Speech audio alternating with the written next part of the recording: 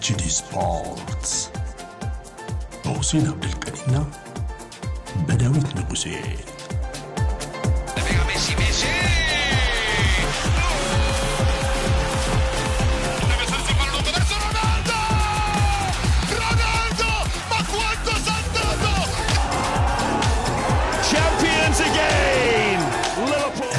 HD ስፖርትስ ተናስልን በያላችሁበት የኤችዲ አድማጭ ተመልካቾች እንዴት ናችሁ ብለናል። የሰኞ ፕሮግራማችን ተጀምሯል። ጣቢያው 101.1 ተወዳጁ ብስራት ኤፍኤም ነው በነገራችን ላይ። ከዛ ውጪ ዩቲዩብ ላይ በኤችዲ ስፖርት ፕሮግራም ይመጣል። ሰፋ ያለ የአንድ ሰዓት ቆይታ የምናደርግበት ፕሮግራም ነው። የተለያዩ ጉዳዮችን እናነሳለን። እንግዲህ ኢንተርናሽናል ብሬኩ ልክ ቫይረስ ነው እንደሚባለው ሁሉ አንዳንድ የጉዳት ወሬዎችን ይዞ መጥቷል። በተለይ ለአርሰናል የተመቸ አይደለም። እንግዲህ የጉዳቶቹ ጉዳዮች በዝርዝር የወጡ ቢሆንም ደስ የሚልም መጥፎም ጉዳዮች አርሰናልን ይመለከቱታል በሚል እየተዘገቡ ነው የሚገኘው። ይህንን እናነሳለን። በእርግጥ አርሰናል የሚመለሱለት ተጫዋቾች በዚህ በጠንካራው የመጪው ሳምንት ይጠበቃሉ። እነሱንም ያካተተ ነገር በስፋት እናነሳለን። ሊቨርፑል በብዛት እንግዲህ ካምናው ዘንድሮ ተቀይሯል ይባላል። የተቀየረበት ነገር በተለይ በቁጥሮች ሲታጀብ የተቸገረ መሆኑን የሚያሳዩ ናቸው። እነዚህ ዝርዝር ጉዳዮች ምንድን ናቸው የሚለውን በዛሬው ቆይታችን እናነሳለን። ከዛ ውጪ እንደተለመደው በኢንተርናሽናል ብሬክ ወቅት አንድ እንግዳ መርጠን በስፋት ወደ እናንተ የምናደርስበት ፕሮግራም አለን። የዚህ ሳምንት ባለ ተረኛው ደግሞ ሉዊስ ኤንሪኬ ነው። ሰፋ ያለ ቃለ ምልልስ እንግዲህ ለፍራንስ ፉትቦል ሰጥቷል።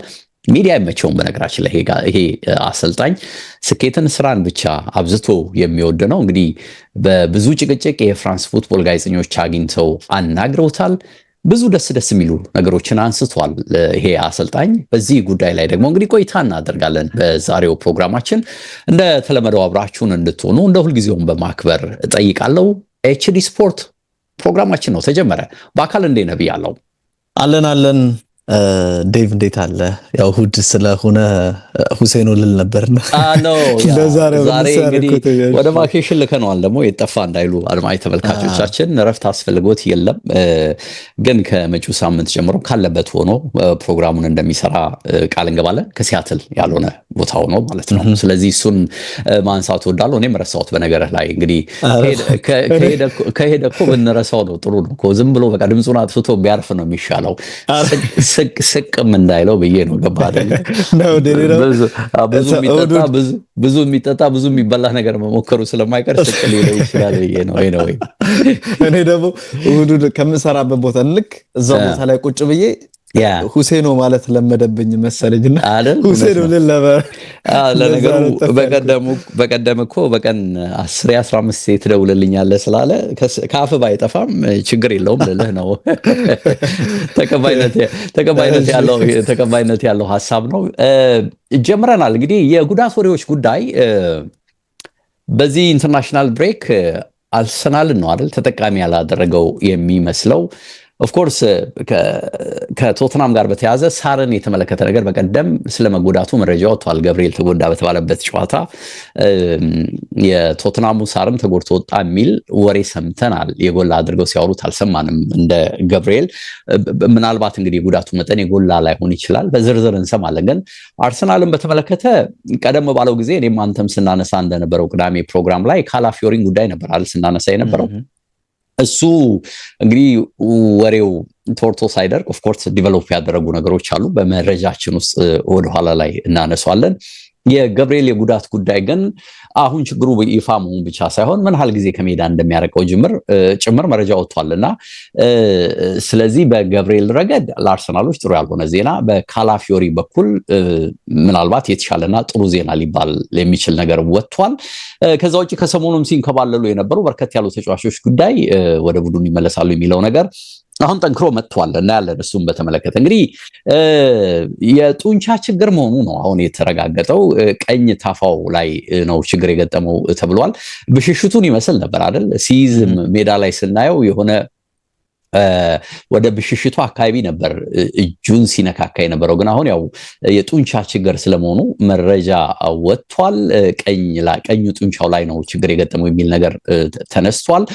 የብራዚል እግር ኳስ ፌዴሬሽን ነው ጉዳዩን አጣርቶ አዎ ችግር ገጥሞታል፣ ስለዚህ በቀጣዩ ጌም ላይ አይሰለፍም፣ እኛ ወደ ፈረንሳይ እንሄዳለን፣ እሱ እዛው እንግሊዝ ለንደን ይቀራል ብለው መረጃ አውጥተዋል። እንግዲህ ትንሽ ብስጭት የፈጠረ የሚመስለው የአርሰናል ደጋፊዎች ከዚህ ወዳጅነት ጨዋታ በፊት ሀገሩን ለመወከል ከመንቀሳቀሱ ወይም ደግሞ ቡድኑን ከመቀላቀሉ በፊት እዛው ለንደን ስለተደረገ ይሄ ጨዋታ የጉዳት የሚመስል ወሬ ነበር ይህን ተጫዋች በተመለከተ። ለዚህም ይመስላል ከጨዋታው ቀድሞ ባሉት ጥቂት ቀናት የተወሰነ ጉዳት ስጋት ስለነበረው ለብቻው ከፊዚካል አሰልጣኝ ጋር ነበር ልምምድ ሲሰራ የነበረው ገብርኤል ተብሏል። እና የሆነ እንግዲህ ፍንጭ የሰጠ ነገር ነበረው ማለት ነው ቀድሞም፣ እና ያንን ይዞ ለምን ሄደ የሚል ነው አሁን በተለይ ደጋፊዎች በኩል መንጫጫት የፈጠረው ዜና የሚመስለውና እንግዲህ ይሄ ሆኖ ከሆነ አርሰናልስ እንዴት ለቀቀው?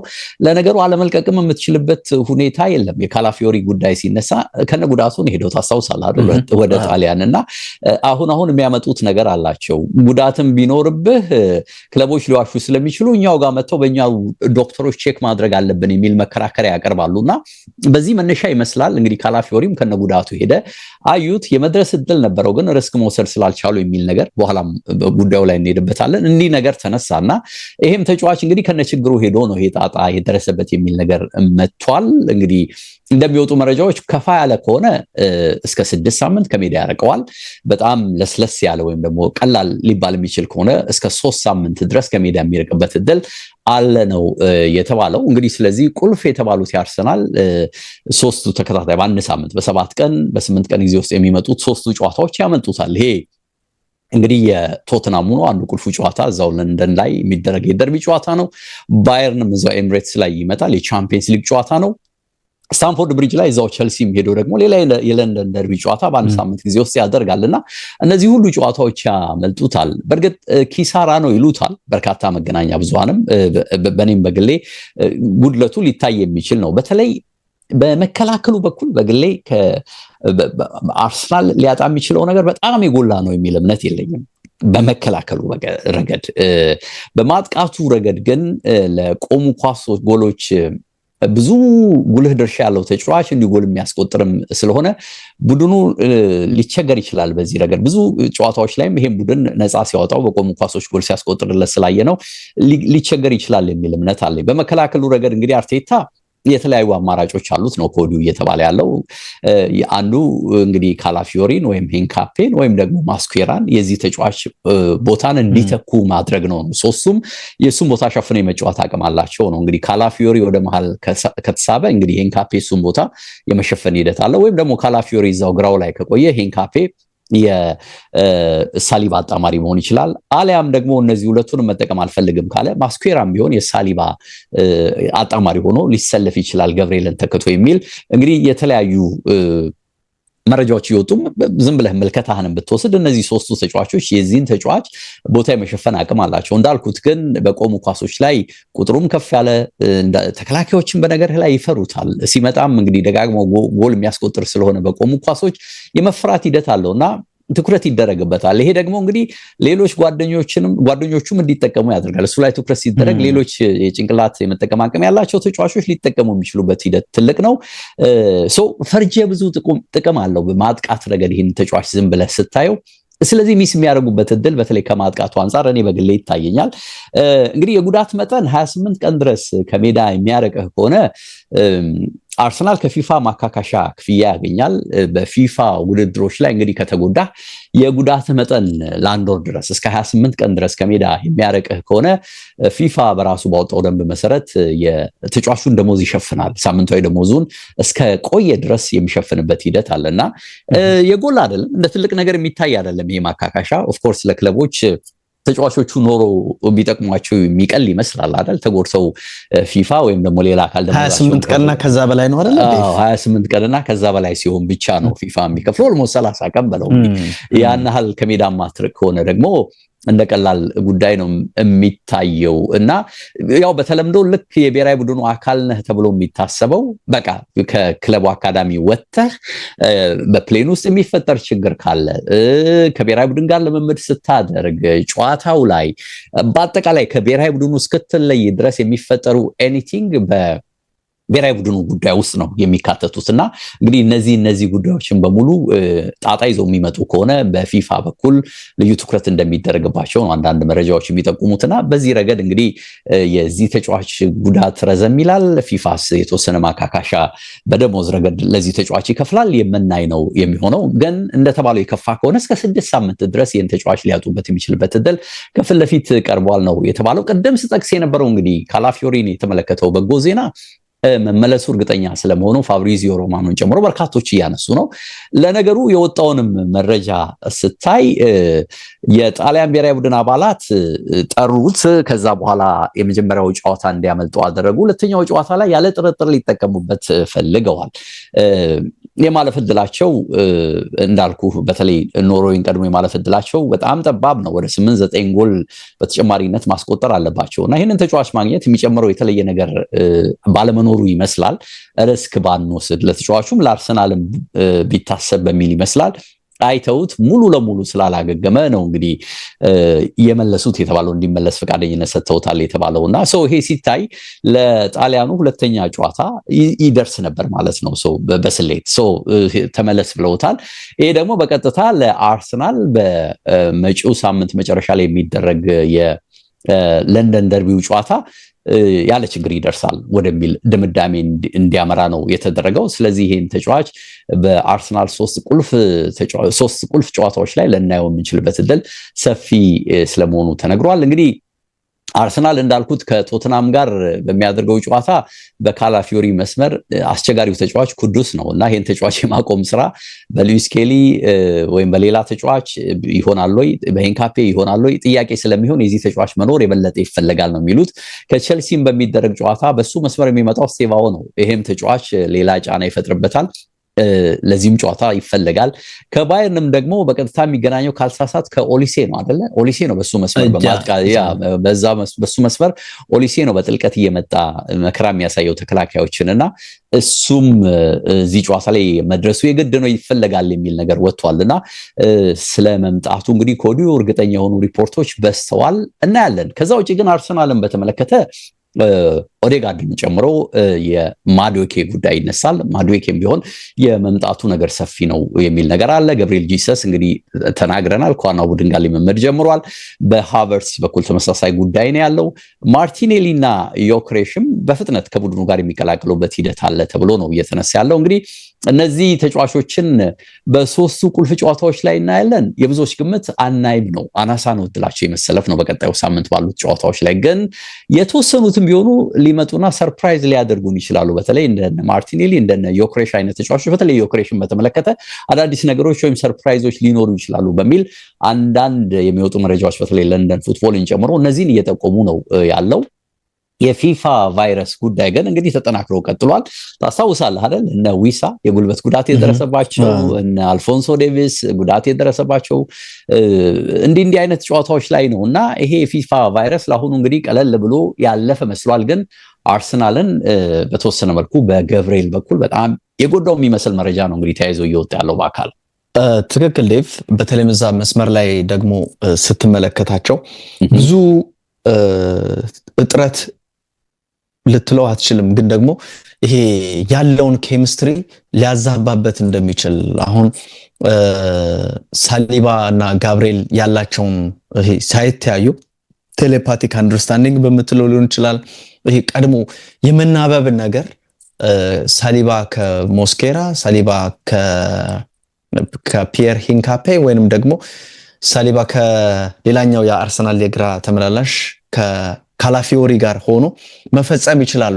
ያ ነገር ደግሞ ሲሆን ይሄ መሳሳብ ዶሚኖ ኢፌክቱ በጣም ሰፊ ይሆናል። ራሱ በመስመር ደግሞ ካላፊዮሪ እየሄደ የሚፈጥረውን ተጽዕኖ ማጥቃት እነዛ የከትባክ ክሮሶቹን አርሰናል ያጣቸዋል። ከዛም ውጪ ልክ ደግሞ በሱ አይነት መልክ የሱ አይነት መልክ የሌለው ተጫዋች ነው አይደለ? ከራሱ ስኬሊ ተቀይሮ ቢገባ እዛ ቦታ ላይ ሁለቱ አንድ አይነት ተጫዋቾች አይደሉም። ይሄ ሞር ኳስ ይዞ ወደ መሃል በጥልቀት እየገባ የስኬሊንግ ጉዳይ ስትመለከትና ብዙ ሚዛን መሳት ወይም ይሄ መፋለስ ነገር በአርሰናል በኩል እንድንመለከት የሚያስገድድ ይመስላል። ራሱ ለአርቴታም ከባድ የሚያደርግበት ይመስላል። ግን የትኛውን ተጫዋች ምርጫው ያደርጋል?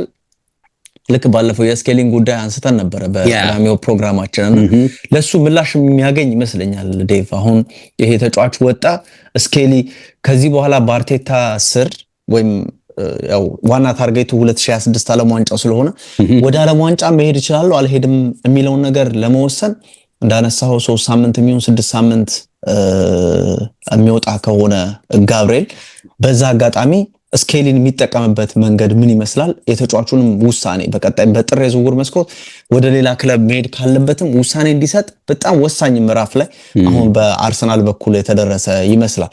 ግን ደግሞ የወጡ ተጫዋቾች ብቻ ፎርስ ጋብርኤል ወሳኝ ተጫዋች ነው፣ ምንም ጥያቄ የለውም። ደግሞ ለአርሰናል ማጥቃት እነዚህ የግብ ዕድሎችን ለመፍጠር ደግሞ ቁልፍ ይሆናሉ ተብሎ ከሚጠቀሱት ተጫዋቾች መካከል የተወሰኑት ወደ ጨዋታ መዘጋጀታቸው ደግሞ ያው ሳይደግስ አይጣላም አይነት ነገር ነው የሚመስለውና የሚመለሱ ተጫዋቾች መኖራቸው በደንብ ቡድኑን ሼክ እንዲያደርግ አርቴታ ደግሞ አንዳንድ መለወጥ ያለባቸው ተጫዋቾችንም እንዲለውጥና ረፍት እንዲያገኙ ለማለት ለምሳሌ አሁን የሳካ ብቃትን ብትመለከተው ዴቭ የአምናው የካቻምናው ሳካ አይደለም። ይሄ ድሪብሎቹ በጣም የመፍራት ነገር ያለው ይመስላል። ከጉዳት ጋር ስለነበረ ሪስክ መውሰዱን በጣም ቀንሶት ትመለከታለና አሁን የማዱዌኬ ከጉዳት አገገሞ ወደ ቡድኑ መምጣት ምናልባት ተፎካካሪ ያለብኝ እንዴ ቢያንስ ሁሌ 90 ደቂቃ ላይ ጫውት እንደሚችል ማሰብ ይጀምራል። 60-65 ደቂቃ ተጫዋቾችን መቀየር እንደዚህ አይነት ነገሮችና የተቀዛቀዙ የሚመስሉ ተጫዋቾችንም በደንብ እንዲነቁ ለማድረግ በአርቴታ በኩል ስራዎቹ አሪፍ የሚሆኑ ይመስላል። እና እንግዲህ ገብርኤል በነገርህ ላይ በመከላከል ያን ያህል ኪሳራ የለውም ስል የተጫዋቹ እንግዲህ ልዩን ኳሊቲ በመዘንጋት አለ። በነገርህ ላይ አሁን በሊጉ በቃ ከሳሊባ በላይ የተሻለ አቅም እንዳለው እየታየ ያለ ተጫዋች ነው። ሁሉም አሁን በሊጉ በቀዳሚነት የሚጠራው ይሄን ተከላካይ ነው። አንዳንዶች እኮ ገና ከወዲሁ በ10-11 ሳምንት የዓመቱ ኮከብ የመሆን ሁሉ አቅም አለው እያሉ ሲያወሩ ሰምተናል። እና ይሄ ኳሊቲ የፈጠረው ነው እና እንዳልከው በመከላከል ላይ የፈጠሩት የሁለቱ ጥምረት ብቻ ሳይሆን የመሪነት ኳሊቲም ከጊዜ ወደ ጊዜ እያዳበረ እየመጣ እንዳለ አይተነዋል። እና የጨዋታዎቹ ማግኒቲዩድ እንዳልከው ሚስ እንዲደረግም ሊያደርግ ይችላል። አሁን የምናወራው የሚጣመረው ከሳሊባ ጋር ኢንካፔም ብለው እንዳልከው ካላፊዮሪም ብለው ማስኩዌራም ሆነ ምንም ብትል የሁለቱን አይነት ሊሆን እንደማይችል ግምት ትወስዳለህ። በተለይ ደግሞ አሁን የምትገጥማቸው ተጋጣሚዎች እኮ እንደ ሌሎች መሀል ላይ ያሉ አውሮፓ ቻምፒየንስ ላይ እንደምታገኛቸው ቀላል ቲሞች አይደሉም። ይዘው የሚመጡትም የማጥቃት ፎርስ ያንተን የመሀል ተከላካይ ራሱ ሼክአፕ የማድረግ የማስጨነቅ አቅም ሊኖረው ራሱ ጋብርኤል ቢኖርም መቸገር ነገር አለ። እንኳን አዲስ ሆኖ አይደል እንኳን አሁን አዲስ ነገር አዲስም ባትለው ላይክ ከዋናው ወጣ ያለ ነገር ጥምረቱ የተለየ በመሆኑ የሚፈጥርብህ ጫና አለ። ይሄንን ስል ግን እንዳልኩት ኳሊቲ የመመሳሰል ችግር ብዙ የጎላ ባለመሆኑ በተወሰነ መልኩ ሊጉም ላይ ሳይኖር እሱም ሳሊባም ሳይኖር የተሞከረ የሆነ ነገርም ስላለ ከዛ አንፃር ነው ሲግኒፊካንት የሆነ ለውጥ አይፈጠርም የምትለው። እንደውም ከዛ ይልቅ ማጥቃቱ ላይ ጫና ይፈጠራል ያልኩት በዚህ መነሻ እንጂ ልጁ የመሪነት ኳሊቲው እንዳልከው ያልከው አሁን ይሄ ቴሌፓቲክ አንደርስታንዲንጉ ከሳሊባ ጋር ያለው እንዳልከው በተለይ ሞቲቬት በማድረግ ያለው አቅም የመሪነት ስኪሉ ተጫዋቾችን የማነሳሳት ባህሪው ይሄ ሁሉ ስታይ ብዙ ሚስ የምታደርገው ነገር አለ እና ቀላል ኪሳራ ሊሆን እንደማይችል እኔም በግሌ እረዳለሁ ልልህ ነው። ትክክል። ጎል አርሰናል ላይ ከተቆጠረ በኋላ ብዙ ጊዜ ካሜራ ያመጣዋል ዴቭ። ይሄ ተጫዋቾቹን አይዟችሁ፣ ብስጭቱን ደግሞ አይዟችሁ መነሳት ይችላል አይነት ነገር ሁሉም ነገር ያለው ተጫዋች ነውና እንዳልከው ከሜዳም ውጪ ደግሞ እንደዚህ አይነት ነገሮች ላይ የቡድን መንፈሱን ከመጠበቅ አንፃር ያስፈልጋል። ቀላል ጨዋታዎች አይደሉም። ሁለት የለንደን ደርቢ ጨዋታዎች ናቸው። ደግሞ በመሃል ደግሞ ባየርን አለና ባየርን ራሱ እዚህ ላይ ደግሞ የማሸነፍ ግዴታ ለዋንጫ ብዙዎች ባየር ላይ ብትቆምርም ባትቆምርም ሊታይ ይችላል፣ እድል ይሰጣል ቻምፒየንስ ሊጉ። ይሄኛው ላይ ግን የፕሪሚየር ሊጉ ጉዞ ላይ ትኩረት አድርገህ ነው የምትሄደውና በዚህ ላይ እንግዲህ ሲቲ መጣው ያለ ነው፣ ሌሎቹም እንዲሁ አድፍጠዋልና ይሄ ሲታይ ከላይ መሆን ሁልጊዜም ያው እንግዲህ ጫና አለው። ለዚህ ቀላል አይሆንም ልልህ ነው። ያ አርቴታም ትክክለኛው ፈተና ዴቭ የዘንድሮ የውድድር ዓመት የቡድን መልኩን ማየት ካለበት አርሰናል ባየርን ላይ የሚያሳየው እንቅስቃሴ በጣም ወሳኝ ነው። ያደረጋቸውን ጨዋታዎች ባለፈው አቻ ከመውጣቱ ውጪ 16 እንደዚህ አይነት ጨዋታዎችን በሙሉ በተርታ አሸንፉ እንደነበር የኮምፓኒ ቡድን ተመልክተናልና እንዴት ነው የሚሆነው መመልከት ያለብን ይመስላል። ግን የሚወጡ ተጫዋቾች አሉ፣ ደግሞ የሚመጡም ተጫዋቾች በአርሰናል በኩል ከጉዳት ጋር በተገናኘ ማለት ነው። ያንን ነው ያነሳ ነው ዴቭ። የሊቨርፑልን ጉዳይ እንግዲህ የአሰልጣኝ አርነ ስሎት ቡድን ሊቨርፑል የአምናና የዘንድሮ መልኩ ብዙ ነገሮቹ የተለያዩ ስለመሆናቸው መረጃዎች ያሳያሉ። ያው እኛም በአይናችን የምንመሰክረው ነገር ነው። የሊቨርፑል የተጋጋለ በክሎፕ ጊዜ የነበረ ያ ፕሬሲንግ፣ ያ ካውንተር ፕሬሲንግ፣ የጌም ፕሬሲንግ የሚሉት ነገር እንደሌለ ታይቷል። ብዙ ለውጦች እንዳሉም እንደዚሁ ተመልክተን ነበረ። አሁን ቡድኑ ትክክለኛ አይዴንቲቲ አለው ወይም የለውም የሚለውን ነገር ብዙ እየተነጋገሩበት ነው። ለዚህ ደግሞ ዴቭ ይሄ ከእርጋታ ጋር በተገናኘ ቡድኑ የተረጋጋ ነገር የለውም። እስካሁን ቋሚ 11ን ለየቶ ያላወቀ ተጫዋች ነው። ዛሬ ተነስቼ የሊቨርፑል ቋሚ 11 ማን ነው ብዬ ብጠይቅህ ዴቭ እርግጠኛ መሆን አይቻልም አይደል? ኪቲኬን ነው የምታረገው፣ ይስሐቅን ነው፣ ፍሎሪያን ቪትስ 10 ቁጥር ላይ ነው፣ ራቨንበር፣ ማካሊስተር እና ደግሞ ሶቦስ ላይ ከነዚህ ከሶስቱ አንዱን ማስቀመጥ ካለ በየትኛውን የሚቀመጠው? እስካሁን እንግዲህ በሊጉ 11 ጨዋታ ተደርጎ ያንን ነገር ማሳየት ሳይችሉ እና ደግሞ ካለፉት 10 ጨዋታዎች ወይም በአጠቃላይ ከ10 ጨዋታ 7ቱን የተሸነፈ ቡድን ሆኖ በሊቨርፑል በኩል እየተመለከትን ነው። ብዙዎች እያሉ እንዳሉት ልክ አሰልጣኝ ማውሪዚዮ ሳሪ ታስታውሳለህ ወደ ቼልሲ ሲመጡ ሳሪቦል እየተባለ ነበረና አሁን ደግሞ የስሎት ቦል የሚል ነገርን እያነሱ ነው። ለዛ ደግሞ ሊቨርፑሎች በደንብ ድጋፍ አድርገውላቸዋል የሚለው ነገር ያው ምንም ጥያቄ የለውም። በአሰልጣኙ ረገድ እንዴት የሚፈልጓቸውን ተጫዋቾች እና ደግሞ ሲጠየቁም ሊቨርፑል ባለፈው ጨዋታ አርሰናልን ካሸነፈ በኋላ እንዴት ነው ሲባሉ አሁንም ይሄ ዌፐኖቻችንን በደንብ መጨመር አለብን፣ ከዛም ከፍ ማለት አለበት፣ ደግሞ ጨዋታን የምናሸንፍበት ማርጂን መጨመር አለበት ብለው ነው ዴቭ ወደ ዝውውሩ የገቡት። ከዛም ውጭ ደግሞ ያለውን ጥንካሬ እያስቀጠሉ ለመጓዝ ነበረ በሊቨርፑል በኩል። ያን አይነት ነገር እየተመለከት ነው። ሊቨርፑል ቤት ምን ተቀየረ የሚለውን ጉዳይ ስንመለከት ወይም እንደ ቻሌንጅ ከሆኑባቸው ነገሮች አንደኛው ቢልድ አፕ ወይም ኳስን መስርቶ ለመውጣት በሚደረግ ጥረት ላይ ያለ መጨናነቅ ልትለው ትችላለህ ዴቭ። ሊቨርፑል እንደዚህ አይነት ነገር ብዙ ችግር አልነበረበትም። አምና 86 ጎሎችን በፕሪሚየር ሊጉ አስቆጥሯል።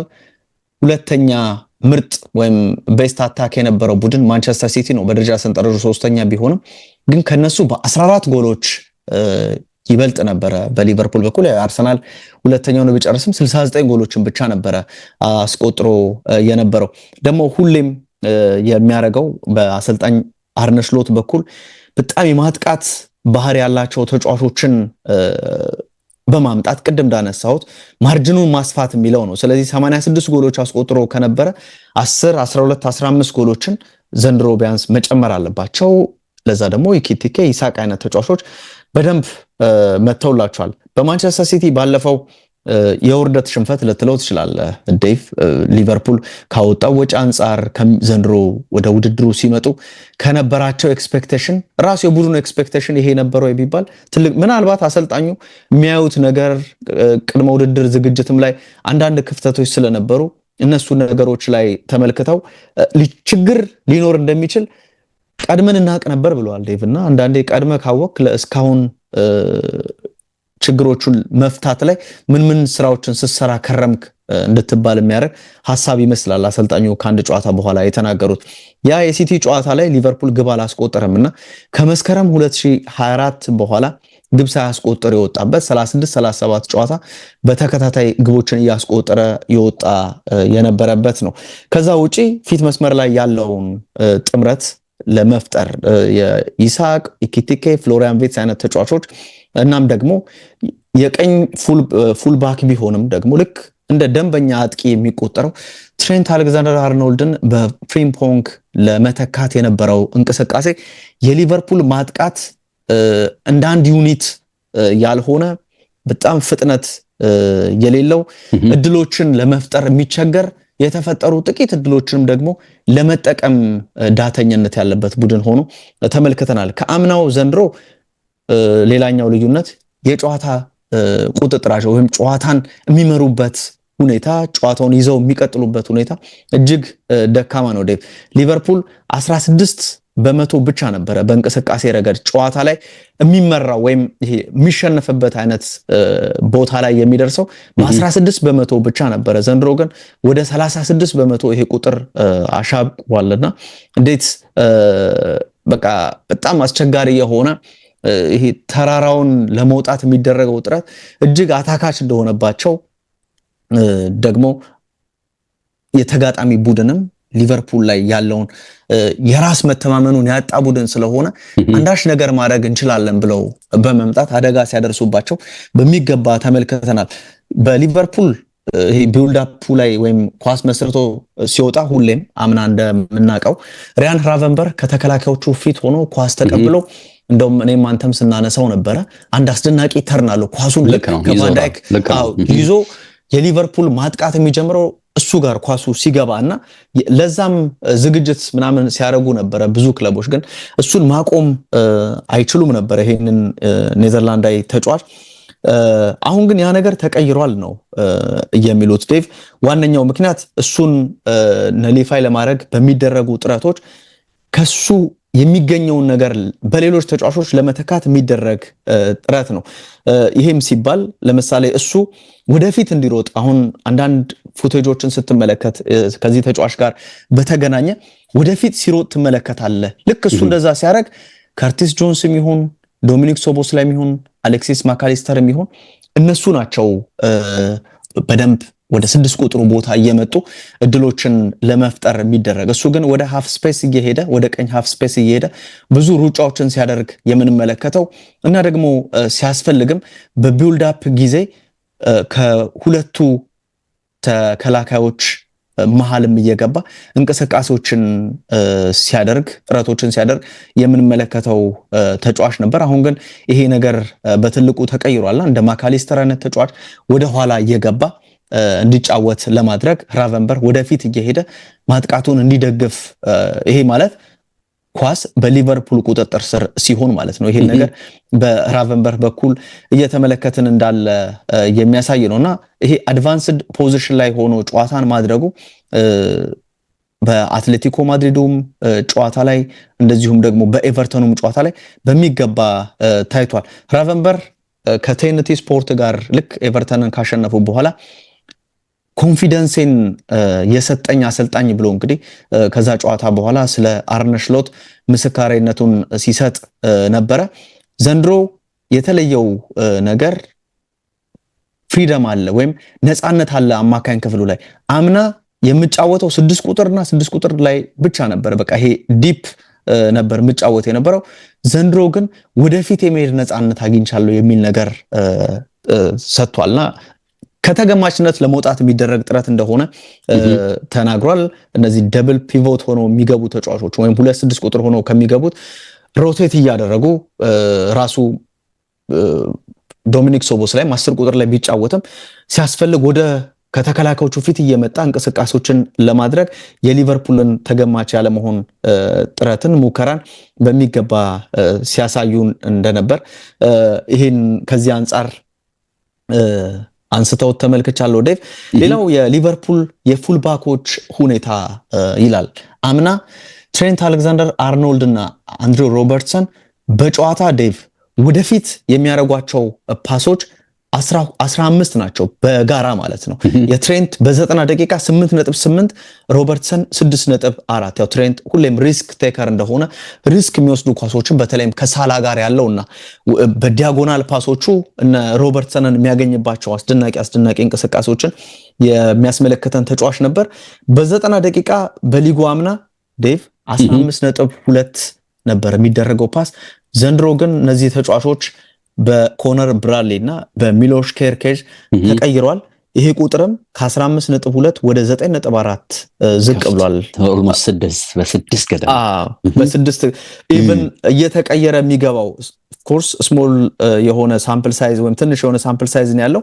ሮበርትሰን ሲገባ ይሻላል ዴቭ 6.1 ያደርገዋልና ካምናው የሱ ራሱ ቀንሷል። 6.4 ነበር ግን አሁን 6.1 ነውና የሁለቱን ስትመለከት በደንብ አይናችን ላይ የሚያስታውቀው ሳላ ተቆርጧል። የሊቨርፑል አማካኝ ክፍል ከአጥቂው ጋር ያለው ግንኙነት ደካማ ነው የሚለውን ስትመለከት ደግሞ መሳሪያዎቹ የነበሩት ሁለቱ የፉልባኮች ስለሆኑና እነሱም በማይመስሉ ተጫዋቾች መተካታቸውን ታነሳለ። ሌላኛው ይሄ ወደፊት የሚሄዱ ፓሶችን ከአማካኝ ክፍል በሚገኘው ነው። ዘንድሮ ብዙ እንደዚህ ወደፊት የሚደረጉ ፓሶችን ሲሳሳቱ ያሳያል ዴቭ። ለምሳሌ ምን ይላል? የትልቁ ቁጥር ያለው ከርቲስ ጆንስ ነው በዘንድሮ አሁን እየተጫወቱ ካሉት ከሊቨርፑል ተጫዋቾች። ኦፍ ኮርስ ሳምፕል ሳይዙ ትንሽ ነው፣ ብዙ ጨዋታዎች ላይ በቋሚነት የሚሰለፍ ተጫዋች ስለነበር ወደ 12.6 ነው የሚያደርጋቸው ፓሶች። እንደ ፍሎሪያን ቪትስ አይነት ተጫዋቾች የሶቦስላይን ቁጥር ስትመለከት ከ2024-25 ላይ ወደ 4.7 ነበር፣ አሁን ወደ 7.8 ቁጥሩ ጨምሯል። ፍሎሪያን ቪትስ 6.2 ነው በ90 ደቂቃ። የማካሊስተርን ስትመለከት ዴቭ ሊቨርፑል ምን ያክል ይህን ተጫዋች እንዳጣው የምታውቀው 6.1 ፕሮግሬሲቭ ፓስ ወይም ወደፊት የሚደረጉ ፓሶች ነበሩት። አሁን ቁጥሩ 3.7 ሆኗል። ኦልሞስት በግማሽ ቀንሷል ልትለው ትችላለና የማካሊስተር አይንህም ላይ በደንብ የሚያሳውቅ ኳሱን ሲይዘው አንዳች አደጋ የሚያደርስ የነበረ ተጫዋች ከነ ሉዊስ ዲያዝ ጋር በዛኛው መስመር ወደ ሳላ የሚያደርጋቸው ፓሶችን በደንብ ታያለህና ሪስክ ያላቸው ነበሩ ግን ደግሞ ስኬታማ ነበሩ። አሁን እነዛ ሙከራዎችን ማድረግ አይደለም ኳሱን በትክክል መቀበል ላይ ራሱ ችግር እንዳለበት የሚያሳይ ነገር ነውና የማካሊስተር ከፎርም ጋር ወይም ከአካል ብቃት ጋር የተገናኙ ጉዳዮች የሊቨርፑልን ማጥቃት በእጅጉ እንደጎዳው የሚያሳይ ነው። ምናልባት በዘንድሮው ውድድር ዓመት የማካን ትልቁን እንቅስቃሴ የተመለከት ነው አስቶን ቪላን 2-0 ባሸነፈበት ጨዋታ ነበረ ዴቭ እና 6 ፕሮግሬሲቭ ፓሶችን ማድረግ ችሏል። ለመጀመሪያ ጊዜ ነው በዘንድሮ የውድድር ዓመት ይሄን ያክል ቁጥር ያስመዘገበው። ትልቅ ቁጥር የነበረው በዘንድሮ የውድድር ዓመት በሊጉ የመክፈቻ ጨዋታ ከቦርንማውዝ ጋር በተደረገው ላይ 4 ፕሮግሬሲቭ ፓሶችን አድርጎ ነበረ ዴቭ። ከዛ በኋላ ያነሳዋቸው አይነት ቁጥሮች ናቸው። አማካኙ ሲወጣ 3.7 ነውና ምን ያክል ደካማ እንደሆነ የሚያሳይ እንቅስቃሴ ይመስላል። ከዛም ውጪ የግብ ዕድል የመፍጠር ቅድም እንዳነሳሁት የሊቨርፑል በ90 ደቂቃ እንግዲህ ያስቆጠረ ያለው ማለት ባለፉት 11 የሊጉ ጨዋታዎች ከፔናልቲ ውጪ ከሆኑ ኤክስፔክትድ ጎልስ ወይም መቆጠር ካለባቸው 1.5 ነው ዴቭ። ይሄ የሊቨርፑል ጠንካራ የምትለው ነገር ነው። ግን ደግሞ ከባለፉት 2 የውድድር ዓመታት አንጻር ስትመለከት በደንብ እድሎችን የመፍጠር ሁኔታቸው እየቀነሰ እንዳለ የሚያሳይ ነው። ግቦችን የመጨረስ ወይም የሚፈጠሩ እድሎችን የማስቆጠር ሁኔታም እጅግ ዝቅተኛ ሆኗል። ልክ ቅድም ካነሷቸው ነገሮች ጋር አብረው ይተሳሰራሉ ዴቭ። ማጥቃቱ በአማካኞቹ ባለመደገፉ ምክንያት ሊቨርፑል ዘንድሮ እያደረገ ያለው ወይም ያምናውን ላንሳውና ሹት የሚያደርገው ከ14.9 ያርድ ነው ሹት የሚያደርጉት ከዚህ ርቀት ላይ ማለት ነው። ይሄ ማለት ወደ ተቃራኒ ግብ ክልል በደንብ ተጠግተው ሙከራዎችን ያደርጋሉ ማለት ነው። የዘንድሮውን ግን ስትመለከት ይሄ ቁጥር ወደ 17.2 ይርቃልና ከተቃራኒ የግብ ክልል ምን ያክል ርቀት ላይ ሆነው ሙከራዎችን እንደሚያደርጉ ሹቶችን እንደሚያደርጉ በሊቨርፑል በኩል ይሄኛውም አንደኛው የሚያሳይ ነገር ነው። እድሎችን አለመጠቀም ሌላኛው ሳላህና ጋክፖን በተመለከተ ሁለቱም ብዙ ድሎችን የፈጠሩ የሊጉ ሁለተኛ ተጫዋቾች ናቸው። ዴቭ የጋክፖ እንደውም ሁለተኛው ነው 19 የግብ ድሎችን፣ ሳላህ ሶስተኛ ላይ ነው 18 የግብ ድሎችን ወይም ይሄ ያለቀላቸው ቻንሶችን መፍጠር የቻሉ ናቸው። ግን ፕሮፐር የሆነ በደንብ አስተማማኝ የሆነ የማጥቃት እንቅስቃሴ የሚያደርግ ተጫዋች ስለሌለ እነዚህ የግብ ድሎች በሚገባ እየተቆጠሩ እንዳልሆነ ያሳያል። እንደ ዲዮጎ ዦታ፣ ዳርዊን ኑኔዝ አይነት ተጫዋቾች አምና ከነበሩባቸው መለኪያዎች አንጻር አሁን የነ ይሳቅ ገና ፊትነሱን ለማሳደግ ጥረት እያደረገ የሚገኝ ተጫዋች ነው። ኢኪቲኬ ግቦች ያስቆጥራል፣ ግን ደግሞ በእንቅስቃሴ ረገድ ቡድኑን ያናክል እየረዳ ነው ማለት አይቻልምና እነዚያን አይነት ተጫዋቾች በነ ይሳቅ መተካትም ገና ኬሚስትሪው በትክክል ስላልሰራ እርግጠኛ ሆኖ መናገር አይቻልም የሚል ነገር አለ። ሌላ እንደ ሳላህ አይነት ተጫዋችም በእንቅስቃሴ የሚያደርጋቸው ተቾች በጣም ወርደዋል የሚል ነገር ተመልክቻለሁ። ዴቭ ሳላህ በአጠቃላይ በ90 ደቂቃ ዘንድሮ እየነካ ያለው 45.4 ተቾችን ነው። ካምናው በጣም የቀነሰ ቁጥር ስለመሆኑ ያሳያልና በደንብ ቡድኑ ችግር ውስጥ እንዳለ ከእንደዚህም አንጻር ያነሷቸዋል። ሌላኛው ከፕሬሲንግ ጋር በተገናኘ ነው የሚያነሱት።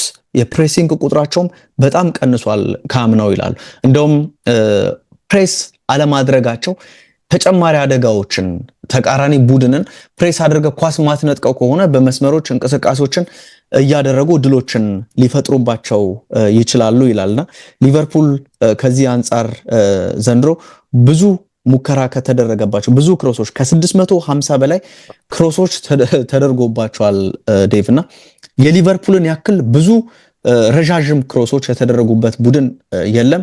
ብዙ ያደረገው ዩናይትድ ነው። ዩናይትድ ከሊቨርፑል ሲጫወት 75 ረዣዥም ኳሶችን ተጫውቷል። ክሪስታል ፓላስ እና ቦርንማውዝ ይከተላሉ 71 እና 70 አይነት እንቅስቃሴዎችን። አሰልጣኝ አርነ ስሎት የብሬንትፎርዱ ጨዋታ እና ሽንፈት ከመጣ በኋላ እንደዚህ አይነት ረዣዥም እድሎችን ለመጠቀም በሚደረግ ጥረት ነው ተጋጣሚዎቻችን የሚመጡት። ለነሱ በጣም ጥሩ ስትራቴጂ ነው ከኛ ጋር ሲጫወቱ። እኛ ግን እስካሁን ለእንደዚህ አይነት መንገድ በቂ የሆነ ምላሽ እየሰጠን አይደለም ብለው እንግዲህ ሐሳቦችን ሰጥተዋል። ይሄ ሰከንድ ቦል የአየር ላይ ኳሶችን የማሸነፍ ንጻሪያቸው ቨርጂል ቫን ዳይክ የአምናው ከዛ በፊት የነበረው ቫን ዳይክን ብትመለከት ብዙዎቹን የሚያሸንፍ የሚያስቸግር ነው። የዘንድሮ ግን ዴቭ 78% ነው የማሸነፍ ንጻሬው ይላል። ከዛ ውጪ 70% ንጻሬ ነው ይላል የኢብራሂማ ኮናቴን ስትመለከት። ማርክ ጌሂ ወደ ሊቨርፑል ሊዘዋወር ቀርቦ የነበረው ተጫዋች ራሱና ከነዚህ ተጫዋቾች ጋር በቁመት ላታነጻጽረው ትችላል። እሱ ራሱ 66% ነው እንደዚህ አይነት ስኬት ያለው የሚል ነገር ከሊቨርፑል አንጻር እያነሱት ይገኛሉና አሁን ይሄ ቡድን በምን መልኩ ነው ማስተካከል ያለበት ተብለው ሲጠየቁ እነዚህ ሰከንድ ቦሎችን የማሸነፍ ሁኔታ ልክ ኳስ ከተሻማ በኋላ ለምሳሌ የመናበብ ነገር ስለሌለ ወይ ሳላህ በትክክለኛ ሩጫ እያደረገ ውህደት ስላልተፈጠረ ከኢሳቅም ይሁን ከኢኪቲኬም ይሁን ከፍሎሪያን ቪርትዝ ጋር እንደዚህ አይነት እንቅስቃሴዎችን ማድረግ አይችልምና በሰከንድ ቦል ተጠቃሚ የሆኑ ነበረ። እንደ ሉዊስ ዲያዝ አይነት ተጫዋች አምና በሚገባ እንደዚህ አይነት እድሎችን ሲፈጥርላቸው ግቦችን ሲያስቆጥር ሊቨርፑል በተቸገረበትም ሰዓት እንዳይረጋጉ ተከላካዮች እንዳይረጋጉ በማድረግ ያን ኃላፊነት ሲወጣ የነበረው ተጫዋች ነው። አሁን ይሄንን ቁጥር በሚገባ አተውታል የሚል ነገርን ከሊቨርፑል አንጻር እያነሱ ነው የሚገኙት። የሳላህ በጣም የታጨቀ ነገር ነው፣ ግን ብዙዎቹ ነገሮች በትንትን ሲሉ ይሄንን ነው የሚመስለው ዴቭና አሰልጣኝ አርነ ስሎት ገና ስራቸው ብዙ እንደሆነ ከዚህ በኋላ እና የውድድር ዓመቱም ሊረዝምባቸው ይችላል መሻሻል ማይኖር ከሆነ ለዋንጫ ሳይሆን ምናልባት ቡድኑ ተሻሽሎ ቶፕ 4 አስተማማኝ በሆነ መልኩ መግባት ማረጋገጥ ምናልባት በቀጣይ ትልቁ ዓላማቸው ሊሆን ይችላል። መጪው ሳምንታት እንዳልከው ቁልፍ ሊሆኑ ይችላሉ። ቀለል ያሉ ጨዋታዎች እንግዲህ ከሲቲው በኋላ ፎረስትን ይገጥማሉ። ፒኤስቪ አለ፣ ዌስትሃምም አለ፣ ሰንደርላንድ አስቸጋሪ ቢሆንም ይመጣል፣ ሊድስ አለ፣ ኢንተር አለ።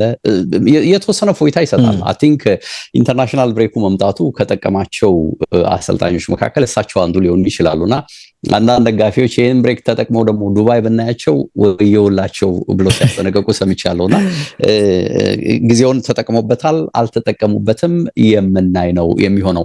በነገርህ ላይ ቆንጆ ነው የዚህ የሉዊስ ኤንሪኬን ሁሴን አዘጋጅቶ ያቀረበልኝ ነገር በጣም ወድጄዋለሁ።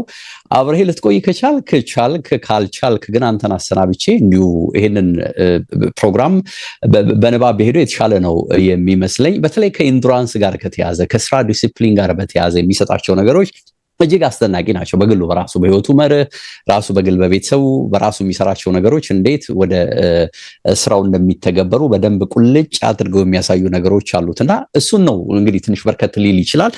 በንባብ ነው በጥያቄና መልስ መልክም አይደለም ሁሴን ያዘጋጀው በነገርህ ላይና እሱን ወደ ማቅረቡ ልሂድ። ልትሰናበት ከፈለክ እንግዲህ አድማጭ ተመልካቾችን ልትሰናበት ከወዲሁ የምትችልበት እድል እንዳለ ልገልጽ እወዳለሁ።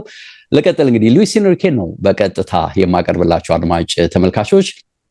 ባለፈው ወር የ2025 የባሎን ዶር እና የሌሎች ክብሮች ስነስርዓት በፓሪስ መከናወኑ ይታወሳል። በአሰልጣኞች ረድፍ በኩል ሉዊስ ኤንሪኬ በ197 ነጥብ የአንደኝነት ደረጃን ተጎናጽፏል። በዚህ ፉክክር ላይ በሁለተኛነት የጨረሱት ሃንስ ፍሊክ ሲሆኑ ያገኙትም ነጥብ 44 ብቻ ነው። በሁለቱ መካከል የ157 ነጥብ ልዩነት አለ። እጅግ በጣም ሰፊ ልዩነት እንዳለ መታየት ይችላል። ሶስተኛ ወጡት ደግሞ ኤንዞ ማሬስካ ናቸው። በ27 ነጥብ ነው ሶስተኛ የሆኑት። አራተኛው አርነ ስሎት በ26 ነጥብ፣ አምስተኛው ደግሞ አንቶኒዮ ኮንቴ ነው 6 ነጥብ ብቻ ነው ያገኘው። ከሁለተኛ እስከ አምስተኛ ደረጃ የሰበሰቡትን ነጥብ በእንደምረው እንኳን 103 ነጥብ ነው የሚመጣው። የሉዊስ ኤንሪኬ ብቻውን እንግዲህ 197 ነጥብ መሆኑን እንግዲህ ልብ ትላላችሁ። ይሄ በፍጹም የበላይነት መጨረሱን ያሳያል።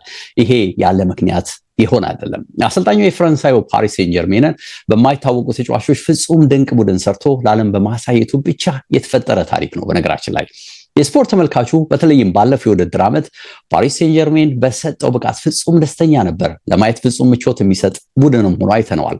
ዋንጫዎችን በጠቅላላው ሰብስቦ ወስዷል። ይሄ ቡድን ሉዊስ ኤንሪኬ ለሚዲያ ያለው ፍቅር እጅግ ቀዝቃዛ ነው፣ አይመቸውም። በነገራችን ላይ ሚዲያ በየዓመቱ ደግሞ የፍራንስ ፉትቦል ሽልማት ተሸላሚዎች የግድ ኢንተርቪው ሊሰጡ ግድ ነው ወይም ይገባል። ሆኖም ኤንሪኬ በመጨረሻ ላይ ከጋዜጠኛው ጋር ለአስጨራሽ ክርክር ካደረገ በኋላ ቃለ ምልልሱ ለመስጠት ፈቃደኝነቱን ገልጿል። ታዲያ እኛም እንሆ ለእናንተ ልናቀርበው ወደናል። ከዚህ ውብ ቡድን ጀርባ አሰልጣኙ ምን አይነት አካሄድ ቢራመድ ነው ለዚህ ጣፋጭ ድል የበቃው የሚለውን ምላሽ እንሰጣለን። ይህንን ሁሉ እንግዲህ ከተከታተላችሁ በቀጣይ ዘገባ ውስጥ የምታገኙት ነው የሚሆነው። ብዙዎች ኖዛ የተባለችውን ከተማ ይወዷታል። የቱሪስቶችም መዳረሻ የሆነች ልዩ ከተማ ነች። አለ ምክንያት አይደለም ብዙዎች የሚወዷት። በነገራችን ላይ ከተማዋ ውብ የሆኑ ናሽናል ፓርኮች ያሏት፣ ፍጹም የተረጋጋች፣ በተለይም የአየር ጸባይዋ በእጅጉ አመቺ እንደሆነ ይነገራል። ታዲያ ይህች ሞቃታማና ፀሐያማ ከተማ ዙሪያው ውብ በሆኑ የባህር ዳርቻዎች ወይም ደግሞ ቢቾች የተከበበ ነው። ብሔራዊ ፓርኳ ውስጥ ከ3000 በላይ የተለያዩ እንስሳቶች ይገኛሉ። ከተማዋ ፍጹም እጅግ ውብ የሆኑ ቡቲኮችም በመኖራቸው ለከተማዋ ልዩ ድምቀት ፈጥረዋል። በኖዛ ከተማ ውስጥ 57000 ነዋሪዎች ሲገኙ 57000 በጣም ትንሽ ነው በነገራችን ላይ። ከነዚህ መካከል ደግሞ አሁን የምናነሳላችሁ ሉዊስ ኤንሪኬ አንዱ ነበር። እዚች በኦስትሪያ በምትገኝ ከተማ እንደደረስን አንድ በግዙፍ የተጻፈ ጽሑፍ እናገኛለን። በተፈጥሯ ውበት መነሻ ዩኔስኮ እውቅና እንደሰጣት የሚያስረዳ ቦርድ ነው የምናገኘው። ታዲያ ሉዊስ ኤንሪኬ ጫማውን በሰቀለ ማግስት ህይወቱን ለመምራት ያመራው ወደዚች ውብ ከተማ ነው ማለት ይቻላል። ይሄ የሆነው በነገራችን ላይ 2004 ዓመተ ምህረት ላይ ነው። ኤንሪኬ ባለቤቱንና ልጆቹን ይዞ ወደዛ ያመራው ከእግር ኳስ ተጫዋችነቱ በኋላ ምን አይነት ህይወት መከተል እንዳለበት ለመወሰን ነበር።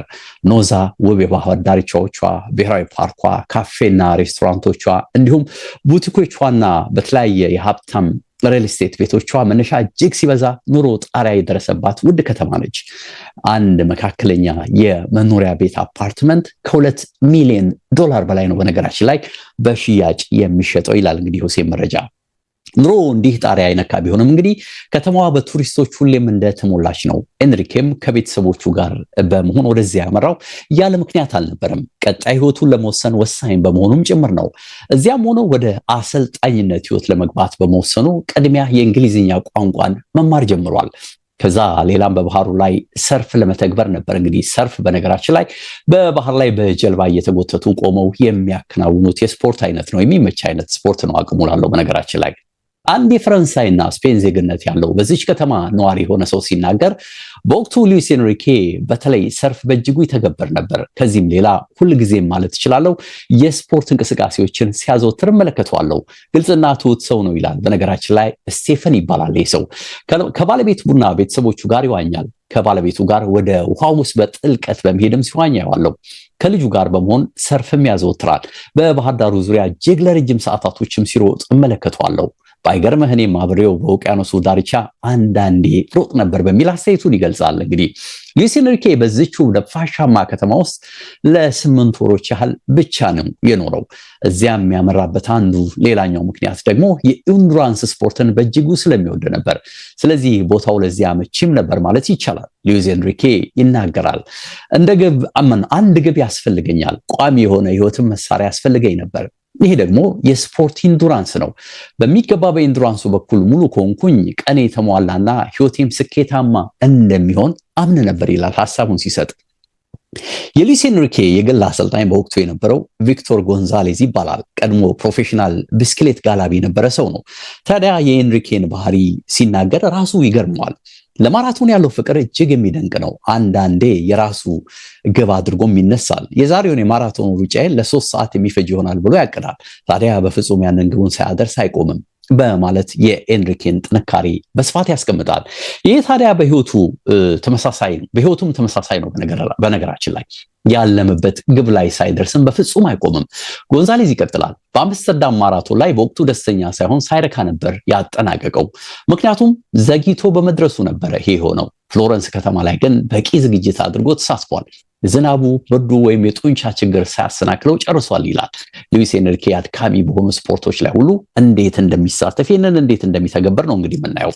በሰሜን ስፔን ውስጥ በየዓመቱ ጁን ወር ላይ በስፓኒሽ ሳይክሊንግ ፌዴሬሽን የሚዘጋጅ የ205 ኪሎ ሜትር ርቀት የብስክሌት ውድድርም ስሙ በተለይ ሁዋርታ ሁዌርሶ ይባላል። በዚህ ውድድር ላይ በከፍተኛ አልቲቲዩድ ማለትም በ3500 ሜትር ላይ የሚከናወን ነው። እዚህም ላይ ይወዳደራል በነገራችን ላይ።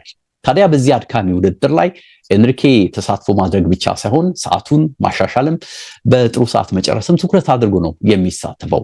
ሌላ በፍራንክፈርት የትራያታሎን ውድድር ላይ ይሳተፋል። ይህ ውድድር በ3 የተለያዩ ስፖርቶች የታጀበ ነው። ዋና፣ ብስክሌትና ሩጫን ያጠቃለለ እጅግ በጣም አድካሚ ውድድር ነው። ይህም ዋናው የ750 ሜትር ርቀት፣ ብስክሌቱ 20 ኪሎ ሜትር እና ሩጫው ደግሞ የ10 ኪሎ ሜትር ርቀትን የሚሸፍን በአንድ ጊዜ የሚከናወን ነው። በፍራንክፈርትም እንዲሁ በኒስም ከተማም እንዲሁ ይሄ ውድድር ይከናወናል። በሁለቱም ከተሞች ኤንሪኬ ይሳተፋል። ሌላው የሚደንቀው እንግዲህ በሞሮኮ በረሃ ውስጥ የሚደረግ አልትራ ማራቶን ነው። ውድድሩ በባዶ እግር አሸዋ ላይ የሚደረግ ሩጫ ነው። እዚያም ላይ ሉዊስ ኤንሪኬ ይሳተፋል ቢባል ማን ያምናል? እንግዲህ ምን ያህል ጠንካራ ስራዎችን ይሄ ሰው እንደሚሰራ ማየት ይቻላል። ይሄ ሁሉ የሚያመለክተው ምን ያህል ለስራ ጠንካራ መሆኑንና ለዓላማው ሟች እንደሆነ፣ ለስራ ዲሲፕሊን ክብር ያለው መሆኑን የሚያረጋግጥ ነው። በሉዊስ ላያንዝ የተጻፈውና ዘ ኤንሪኬ ሜተድ መጽሐፉ ላይም በሚገባ ጽፎት እናገኛለን። ከአሰልጣኞች ስኬት ጀርባ ያለው ሁሉ በግልጽ እንደሚታየው ምን ያህል ለስኬት ጥረቱን ለማሳካት እንደሚንቀሳቀስ ነው። የእግር ኳስ ስልጠና ህይወቱ መሰረትም ከዚህ ከግል ባህሪው የተቆራኘ መሆኑን ነው በሚል እንግዲህ መጽሐፉ ላይ የተተረከው ታሪክ ያስረዳል። ዛሬ የምንመለከተው ዓለም ጠቅላላ የወቅቱ የዓለማችን ምርጡ ቡድን ተደርጎ ሙገሳ የተሰጠው ፓሪስ ሴን ጀርሜንም የሚመነጨው ከዚሁ እንግዲህ ከአሰልጣኙ ጠንካራ የስራ አገልጋሎት መሆኑን መታወቅ አለበት ይላል ይሄ ጋዜጠኛ። እርሱ በኢንዱራንስ ስፖርት እምነቱ እስከ ጥግ በመሆኑ ይህንንም በቡድኑ ላይ ከመተግበር ወደኋላ አላለም። ይህንንም ያሰለጠናቸው ቡድኖች ተጫዋቾች በጠቅላላው ሲናገሩ ይሰማል። ከድል ጀርባ፣ ከውበት እግር ኳስ ጀርባ እንግዲህ ብዙ ድካሞች እንዳሉ ልብ ማለት ይቻላል። ስለ ስራ፣ ስለ ላብና ስለ ጫና ደግሞ የሚለውን እንስማ። የሉዊስ ኤንሪኬ ሜተድ በየትኛውም ቡድን፣ ክለብ ወይም ብሔራዊ ቡድን ይሁን ተመሳሳይ ነው። መሮጥ፣ በላብ መዘፈቅ፣ ምንም ሂሳብ ሳይሰራ የሚከናወን ምንም ለድርድር የማይቀርብ የዘውትር ተግባሩ ነው። የባርሴሎና አሰልጣኝ በነበረበት ወቅት ለወጣት ተጫዋቾች ተጨማሪ የውሃ ዋናና ብስክሌት ልምምድ ይሰጥ ነበር። በጣሊያን ሮማ ውስጥ ባሳለፈባቸው ሲዝን 2011-2012 ወትሮ የሚያውቁትን ጠንካራ ባህላዊ ልምምድን ለተጫዋቾች ይሰጥ ነበር። ጣሊያን እግር ኳስ እንግዲህ በአካል ብቃት ስራ ላይ ጎልተው የሚታወቁ እንደሆኑ ይታወቃል። ሆኖም የስፓኒሹ ልምምድ ግን ለጣሊያኖቹ ከአቅም በላይ ሆኖባቸው እንደነበረ እንዲያውም አንድ ተጫዋች ሲናገር የሚያዘጋጀን ለእግር ኳስ ሳይሆን ለትሪአትሌቲክ ይመስላል ብሏል። ይሄም ስፖርት እንግዲህ ቀደም የጠቀስኩት የዋና የሩጫና የቢስክሌት ጉዳይን የሚመለከት እንደሆነ ልብ ይላሉና ለዚህ ይመስል ነበር በሚል ሐሳብ ሰጥቷል። ለዚህም ነው እንግዲህ ብዙ ጊዜ የሉዊስ ኤንሪኬ የሚገነባቸው ቡድኖች በተለይም በኢንዱራንስ በኩል ምንም የማይሆኑት። ለምሳሌ በ2022 ዓለም ዋንጫ ላይ ከቀረቡት ቡድኖች በጠቅላላ ማለት ይቻላል በፕሬሲንጉ ሜዳን በማካለል ከፍተኛውን ያስመዘገበው የስፔን ብሔራዊ ቡድን ነው። ስፔናዊ አሰልጣኝ በዚህ በኩል ተጠይቆ ሲናገር አንድን ድል ለማጣጣም በቅድሚያ አንተ መድከም መከራህን ማየት ይኖርብሃል። ትልቁ ነገር ዓላማ አድርገህ ከተንቀሳቀስክ ካቀድክ ግዴታ መድከም ማወቅ ይኖርብሃል። በማራቶን ውድድር ላይ ትንሽ ከተዘናጋህ በቃ አለቀልህ ማለት ነው፣ ትሸነፋለህ። በእግር ኳስም ተመሳሳይ ነው።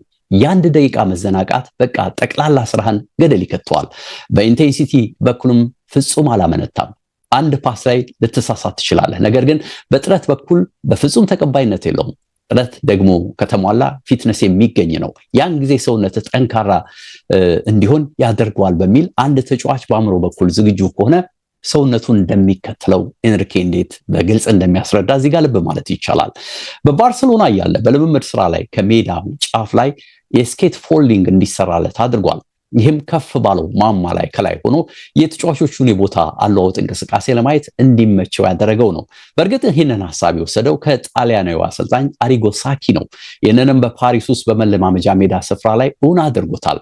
ጆርዲ አልባ ይናገራል። ኤንሪኬ ምንም ጊዜ አይሰጥህም፣ እያንዳንዱ ነገር በፕላንና በቁጥጥር የሚከናወን ነው። አንድ ተጫዋች ከልቡ ከውስጡ ልምምዱን ካላከናወነ በቃ አለቀለት፣ ከቡድኑ ውጪ ነው የሚሆነው ይላል። የባርሴሎና ህይወቱን ወደኋላ በመመለስ በማስታወስ ያስረዳው ሐሳብ ነው። በነገራችን ላይ አሁንም በፓሪስ ውስጥ ተመሳሳይ ነው። በእያንዳንዱ ተጫዋች ላይ በልምምድ ወቅት ጂፒኤስ በሰውነቱ ላይ ይገጠማል። የጂፒኤስ ዳታውም ለእያንዳንዱ ተጫዋች ይሰጠዋል። ለተጫዋቹ የሚሰጠው በዩኤስቢ ነው። እያንዳንዱ ተጫዋች ፐርፎርማንሱን ይመለከታል። ማሻሻል ያለበትን ሁሉ እንዲያስተካክል ይረዳዋል። አሰልጣኙም ከተጫዋቾች ጋር ውይይት የሚያደርገው ፊት ለፊት ፋክቶችን አስቀምጦ በመሆኑ ከተጫዋቾች ጋር ምንም አይነት የመቃወም ወይም ደግሞ የመከራከር ችግር ውስጥ አይገባም።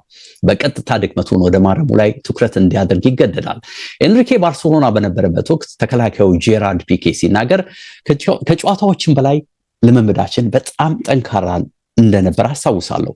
ሁሌ ኤንሪኬ ከኛ የሚፈልገው 100% ብቃትን ነው። ልምምድ ላይ ጥሩ ካልሆንክ በጨዋታ ላይም ጥሩ መሆን አትችልም የሚል አባባል አለው በሚል እንግዲህ ኤንሪኬ ለስራ ዲሲፕሊን ለልምምድ የሚሰጠውን ትኩረት አስፍቶ ተናግሯል። ስትሪክት የሆነ ዲሲፕሊን እና የኮሌክቲቭ ጥቅምን በተመለከተ ስለ ኤንሪኬ የተሰጠውን ደግሞ ቀጥለን እናቀርብ። በሉዊስ ኤንሪኬ የግሩፕ ህይወት ውስጥ ዲሲፕሊን ትልቅ ቦታ የሚሰጠው ነገር ነው። በባርሴሎና ውስጥ አብሮት የሰራው አንድሬስ ኢኔስታ ሲናገር ኤንሪኬ ሁሌም ግልጽ ነው። እርሱ ቤት ድብብቆሽ የሚባል ነገር አይሰራም፣ ወይም ማቻቻል ብሎ ነገር ቦታ ያለው ፊት ለፊት ሁሉንም ነገር ይነግርሃል። ከምንም በፊት ለዚህ ጉዳይ ቅድሚያ ይሰጣል። ስርዓትና ሪስፔክት የስራው መመሪያዎች ናቸው። እነዚህ ሁለት ነጥቦች ላይ ምንም ሸርተት አይልም ይላል። አንተ የቡድን ሲኒየር ሆንክ፣ ገና ወጣት ተጫዋች ሆንክ፣ በኤንሪኬ ፊት ለፊት ሁሉም አንድ ናቸው በማለት ይቀጥላል። ኢኔስታ ስለዚህ ሁላችንም የሚፈልገውን መንገድ እንሄድለታለን ብሏል። በእርግጥ ኤንሪኬ ሜሲም ሆነ ኔይማርም ሆነ አሊያ ኤምባፔ ወይም ሌላ ሱፐርስታር ከማንም ተጫዋች ጋር እኩል የሆነ ግንዛቤ እኩል የሆነ አታይ እንዳለው እዚህ ላይ ማየት ይቻላል። እርሱ ያመጣቸውን የቡድን ዲሲፕሊኖች ህጎች ብቻ አክብርለት፣ ከዚያ በሰላም ትኖራለህ ይላል። ይሄ ካልሆነ ግን ከባድ ነው። በባርሴሎና የመጀመሪያው ዓመት ሲዝን ላይ ሜሲ ከኤንሪኬ ጋር ሳይስማማ አቋረጠ። ኤንሪኬም በእጅጉ ተናደደ። እናም ማንም ተጫዋች ሜሲም ቢሆን ከክለቡ በላይ አይደለም ማለት። የባርሴሎና ማስተዳደር ሰዎች ኤንሪኬን አገዙት። ሜሲ ስህተቱን ተቀብሎ ተመለሰ። በመጨረሻ ባርሳ የ3 ዋንጫዎች አሸናፊ፣ ሊዮኔል ሜሲም የባለንዶር ባለክብር ሆኖ ቀጠለ። ሁሌም መመሪያው ዲሲፕሊንና ሪስፔክት የሚል ነው። ሁሉም ተጫዋች እንግዲህ የልምምድ ሰዓቱን ማክበር ግዴታው ነው። ይህም ከልምምድ ሰዓት 1 ሰዓት ተኩል ቀደም ብሎ ሜዳ ላይ መገኘትን ይጠይቃል። ሰዓቱን የማያከብር ተጫዋች የገንዘብ ቅጣት ይጣልበታል። ተጫዋቾች ልምምድ ቦታ ላይም ሆነ በጋራ ምግብ ሲመገቡ የሞባይል ስልክ መያዝ አይችሉም። የተጎዳ ተጫዋችን ቢሆን ሕክምና የሚያደርግበት ግዴታ በክለብ ሕክምና ማዕከል ውስጥ መሆን አለበት። በመሰረቱ ይላል ኤንሪኬ ይህንን በመሰረቱ እኔ ከባለቤቴና ልጆቼ ጋርም ጠንቃቃ ነኝ።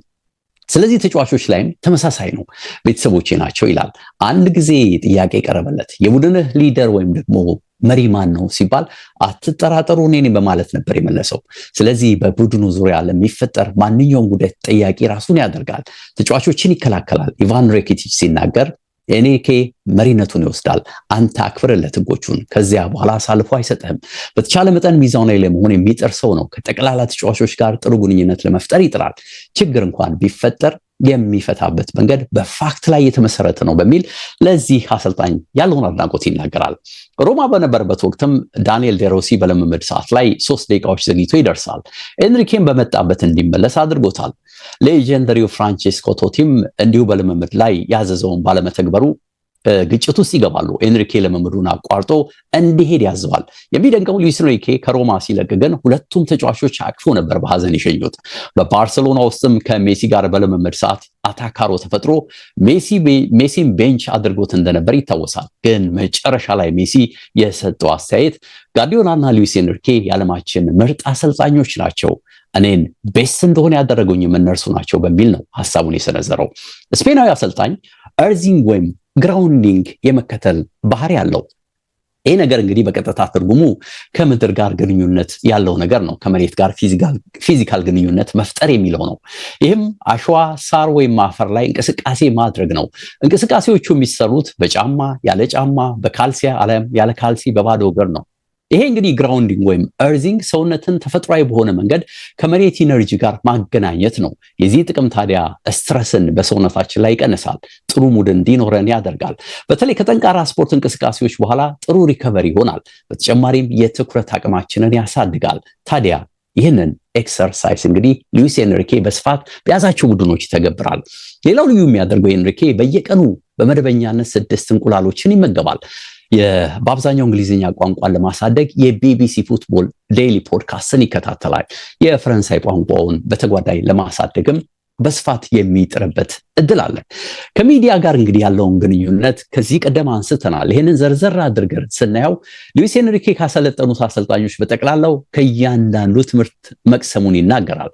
ታዲያ ከሚሳሳቱትም ከመጥፎችም ሁሉ ሳይቀር እንደሚማር ነው አስተያየት የሚሰጠው።